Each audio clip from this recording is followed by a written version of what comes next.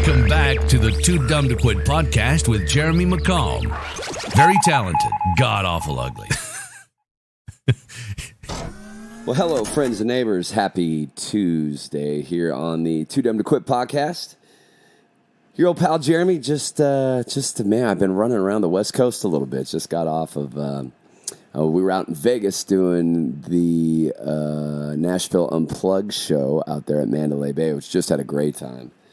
And my buddy Jordan and Dan Important from the band Sac Alliance flew out, and my buddy Miller Bob flew out, and it was an incredible weekend. So played in Vegas, Mandalay Bay.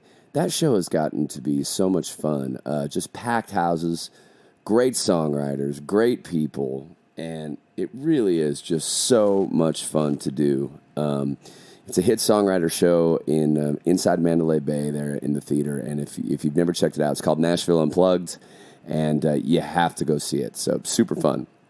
And then Saturday, we found this artist retreat. They call it an artist retreat or like a mobile resort or whatever. I don't know. But we found it out in the middle of the desert in Joshua Tree, California. And I've always wanted to go to Joshua Tree, and the Graham Parsons room was booked. And if you don't know the story about Graham Parsons died out in Joshua Tree at the Joshua Tree Inn. His road manager later stole his body and took it out to Joshua Tree and burned it. It's a crazy story, one that's told by his old road manager, who is still road manages Emilio Harris. They call him the Road Mangler. But crazy, crazy story. So we spent the night out in Joshua Tree, out in the desert, at this amazing little place. We lived like an old 40s trailer, and had a swimming pool and a rooftop hot tub, and it had a teepee fire pit and ping pong and shuffleboard. It was just an amazing time. So kind of went up there for a little bit of just a night off, and then went down to Yuma for the Howlin' at the Moon Festival. Biggest one I've ever seen, probably 3,000 or 4,000 people at it. We did the big after party afterwards, and just a ton of fun. So headed up to the Northwest tomorrow, Wednesday, February 12th. I'll be with my buddy Colt Ford in my hometown, State Line, Idaho, at Nashville North for a sold-out show tomorrow night. So I'm pretty excited about that. And then that's February 12th. And then on Thursday, I'm going to be in Seattle with Colt as well at the Crocodile. So if you're in Seattle or you're in the Northwest and you got tickets, looking forward to seeing you. So getting on with the old podcast here, I wanted to talk about, I've been having these talks a lot lately, and I want to talk about kind of the old Carpe Diem, right? It's on our money. Is it on the money? I think it's on our money. Seize the day. And seizing the day and the opportunities that come before us, especially if you are in an environment where you're kind of in charge of your day, you're in charge of your destiny, you're independent, or you work for yourself, you have your own business or whatever. And then most of all, our routines and how important those are in every aspect of our life, whether we're working for somebody else, we're working for ourselves, whatever. And the idea of it really is controlling your own day and your own system. And while it's an extremely amazing opportunity to be able to do that, it's also 100% maddening. It's crazy. And it took me a long time to figure this out. And I'm still constantly practicing it and working on it, because it takes planning to keep yourself from spiraling into chaos and unorder and being totally disorganized. And what ends up happening is it's like walking into a room full of balloons. You just start popping them, right? It's like, oh, this, oh, that, oh, this, oh, that. And you forget while the day is going on, oh, I got to do this. And you take care of a little bit of that. And then the phone rings. Oh, I got to take care of a little bit of this. And then you get on Facebook for, 3 minutes on a quick break, which turns into 25 minutes of scrolling. And then, oh, man, I forgot to call that guy back. And then all day long, you're chasing yourself until the end of the day when you realize you didn't really accomplish anything other than a little bit of a lot of things, right? And that's always been an issue for me, is the unbalance of it. Being a creative person or a business owner, it's so easy to get distracted, especially when you find yourself scrolling through Facebook on your downtime, and the 5 minutes you're going to do it turns into 20 minutes where you could have accomplished something. You could have, WD-40'd the door that's been screwed, whatever it is, And for me, it's the things and the details that get lost in the cracks. Just personally speaking, I love like big ideas. I love the announcements. I love the planning. I love the celebration of the adrenaline rush of the project that's coming up. And the tough part is staying tasked in that for me, because in everything that I do, there's planning that goes along with the touring. So, hey, we just booked these 15 shows. That's awesome. Okay, now we need a poster, and now we need a new logo, and we need new radio commercials, and we need this, and then we need to figure out where the hotels are. We need to figure out what time in every city we need to be there. We need to figure out the drive times. Are we staying the night? Are we leaving at midnight? Is Justin driving or sleeping? And so all these things that go into it. And then on top of that, you start adding your side stuff, like I've got the club in Idaho, which takes a lot of planning to make sure that we're getting the best entertainment possible and routing sheets. And then you look at the production company that I have or the things that I'm doing on the side of touring, and then trying to include your normal life into that, whether it be your family or your passions or whatever. So it can spiral out of control. And the tough part for me is always staying tasked. And it's like, hey, did this get sent out? And then I find myself buried and behind because of a lack of organization. So again, it's like popping the balloons, in the room, instead of just taking one and go, okay, I'm just going to deal with this balloon or this color of balloon today. I'm just going to take care of all the red balloons that are in front of me, and then I'll work my way to the next color, instead of I'm just going to pop balloons as they come in front of me. So that's a process for me to find time and the order for everything.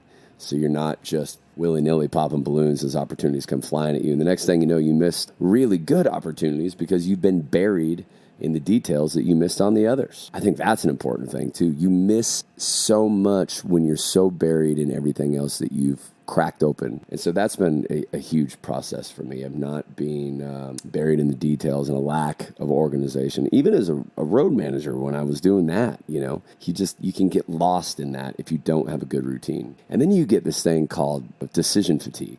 And that is real. And it is a huge waste of time, because it's like, oh, should I do that? Oh, I got to do this. And now you've got all these opportunities and all these decisions kind of sitting out in front of you that are waiting. Other people are waiting on. You're waiting on.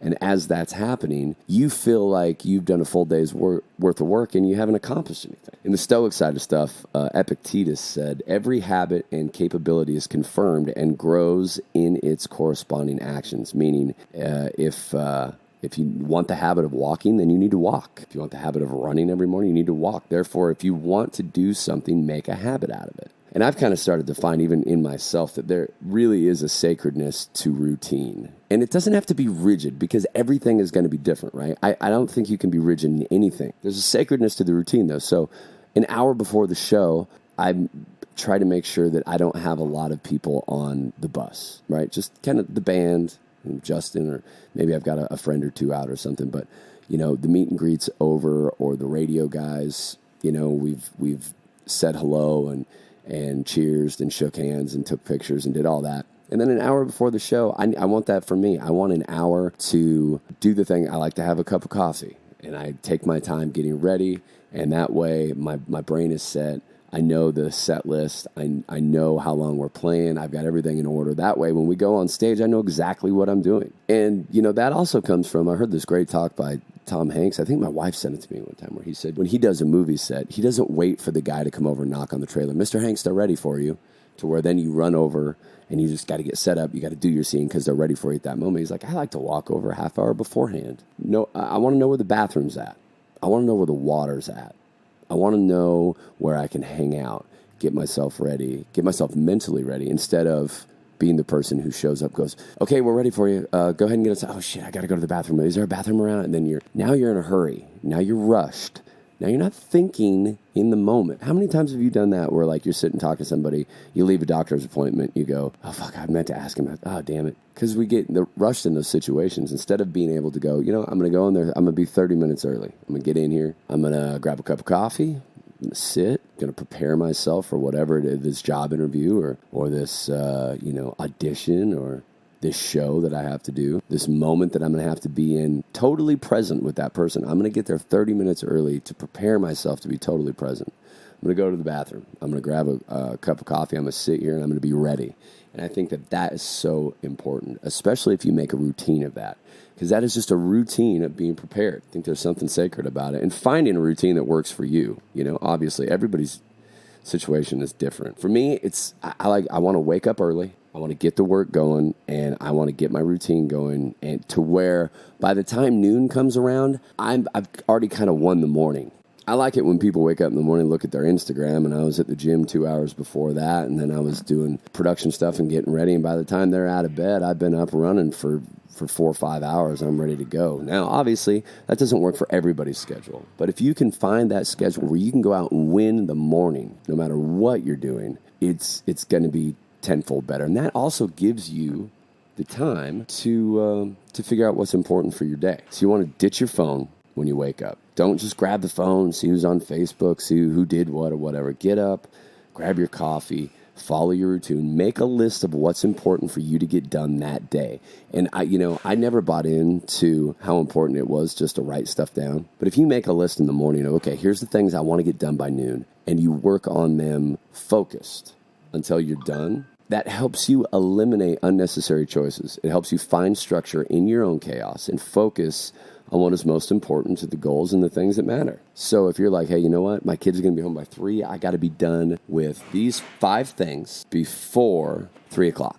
And then also being realistic. Don't give yourself 30 things to do when you've only got 4 hours. When, these are the 2 most important, and I'm going to knock these out in the morning, and then I'm going to follow through with the rest of it in the afternoon. So eliminating unnecessary choices, finding the structure. And in finding the structure, I don't mean rigid planning, but routine planning. You have to continue to allow yourself to have your routine, but within the routine, allowing nature to kind of be what it is. Because if your routine is, I'm going to get up and I'm going to go running every day, and you wake up one morning and there's an ice storm or there's a tornado or whatever it is, that is going to bump in to your routine of going for a run through the park. So maybe you're jumping on the treadmill. Maybe you're going to the gym. Maybe you're going to jump into the garage and jump rope. Whatever it is, being flexible with the routine to where being so rigid almost causes the opposite effect, right? Because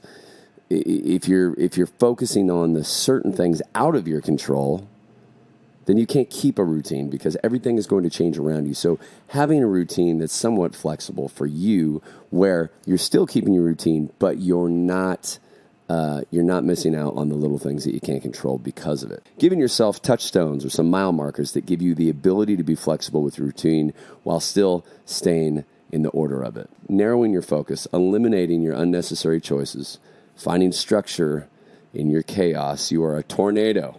And focus on what is most important to the goals and the things that matter. This is the other thought kind of within this, and it's something that I've been talking to a lot of my other friends and pals who own businesses or are fiercely independent contractors, or whatever. And all these chats we've been having, I've kind of narrowed it down into these 2 mindsets that I'm exploring, which is, for the lack of a better term, I call it an employee mindset versus an ownership mindset. And in every situation, in every organization, you have a group of people who are all working together to create the work environment, who are all tasked with the goals and the markers in the workplace that they have to hit, right? A sales team or, you're a touring musician. Everybody's got their job. In every organization you go to, you're going to find these 2 types of mindsets on the people in every workplace. It doesn't matter where you're at. The employee mindset and the ownership mindset. And I've witnessed this a lot lately in my own circles of friends and some people that I know. To explain, the ownership mindset is the one who gets in early. They always seem to be brainstorming, working new ideas. The people who show up, they're wearing the t-shirt. They keep their desk and their work areas clean. They take ownership in the company. In themselves, they see the company. And I'm not saying you have to be the guy who's washing the windows on the outside of the high-rise building you work in for no extra pay. We all know these types of people, the people who go all out in what they do. They find the creases of what is normal, and they push those envelopes to put their stamp on what they do. And it's not surprising, but these are the people you see who move quickly through companies. They move quickly through organizations because they soak it up. They're a sponge. What can I learn? What can I do? How can I put my stamp on this? How can I be a part of it? How can I grow it? And that's the ownership mindset of that, of walking in, even though you're an employee of the company. How are you going to make your way through it? By showing ownership qualities. Flip side of that is what I'm calling the employee mindset, which is the opposite of this completely. The employee mindset brings you into a position where you just do what needs to be done to be able to clock in and clock out and get the fuck out of there. People who clock out at 5 o'clock on Friday and they don't think about their job again until Monday morning. And they got to drag their ass back into work. You find this in a lot of people, that I've talked to who hate their jobs. They clock in at 8, they get their work done, they get the fuck out of there. When they clock out at 5, they don't think about it again. And there's a lot to each of these mindsets, especially the thing that I think is the most promising about the two mindsets is that we can change them. This is not hardwired. This is not a DNA genetic trait. We can change our mindset and change our view of how we do things by routine, by bringing some order into our chaos and focusing on what matters and the task at hand. I've always found myself on that, and I didn't have a name for it at that point, but I've always, looking back, had myself in on the ownership mindset. If I'm involved in something and I love it, that's number one, that's the only way I get involved in anything is I have to love it. And if I love it, I wear the t-shirt, I beat the drum, I dive in head first. It totally encompasses me. And I want to help that. I want to bridge that with other people. I want to bring that to shortening some gaps. Hey, you guys make jeans. Hey, these guys make belts. Do you guys know each other? You guys need to know each other. Those kinds of things. Whether it benefits me or not, because it's benefiting something I take ownership in. I get asked constantly about the sponsorships we have on the road, because that's something that is very difficult for a lot of artists to partner up in finding the right partners. And for me, it's always just been what I love. Kimes Ranch jeans, I love. I love the company. I love the people. I love the clothes. I wear them. Whether their logo was on the side of my bus or not, I would be wearing the clothes. And so I talk about it. And I don't talk about it to sell anything. It's because it's quality. So when people go like, hey, I got to go grab some jeans today, I'm like, dude, you should try Kimes jeans. They're amazing. They're great. If something works for me, I like to shout it from the roof. By doing that, it afforded me to be able to have a relationship with the people who own the company, people who run the company, and going in and their belief in me and vice versa, bridging the gap, Ashley McBride got some pants from all my friends are wearing the Kimes hats. They come into our club, and now, it's like everywhere I come in the Northwest now, I'm seeing the Kimes stuff everywhere because they're blowing up. It's not because of what I did, but it helps with the passion, all about bringing the ownership mindset to that and going all in on it. Flip side of that would just be, I'm going to wear the shirt, I'm going to talk about it and walk around. Well, it's not going to create any loyalty to you from the brand side because you're just doing what it takes. So whatever I do, it just encompasses me. And even now, I'm at work all the time because I love it.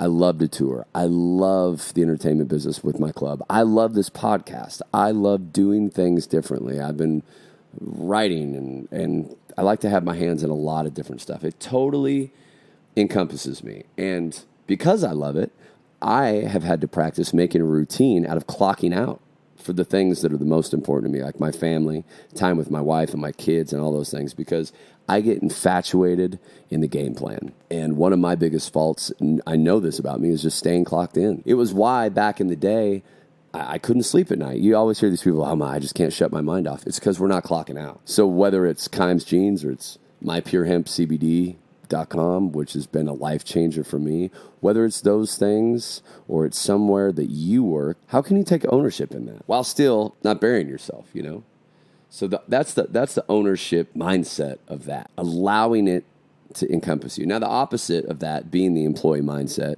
always seem to be the people, and we've all been around these type of people, the people who are the last to show up, the first to grab their checks and leave. They want to do as little as required to get what they need so they can just leave, get the fuck out of there and forget about it. And these are the people who need the mind shift the most for nothing more than just to feel something, to be passionate about the work that you're doing, no matter what it is. And sometimes that passion can come from, and it can grow from shifting your mindset from the employee side to the ownership side, to where you go, I'm just not a minion. The employee mindset, if you change it to owning it for you, and in turn, it creates passion around you and for your job.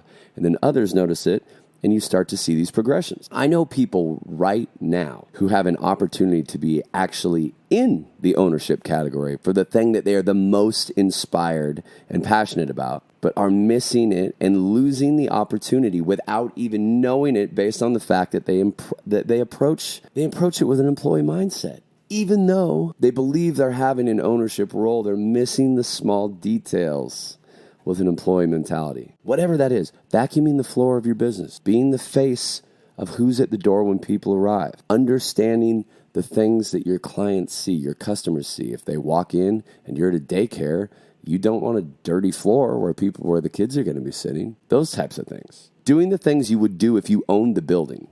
Not killing yourself, but knowing that no one is going to work as hard on your dreams and as your goals and on you as you're going to. Anybody that goes into a company and just clocks in and clocks out, if you think they're going to give a shit about you when it comes time for layoffs, you're wrong. They're going to keep the people that have taken the ownership role. I want you to think about what side you're on when you walk into where you have to go every day, when you're checking in.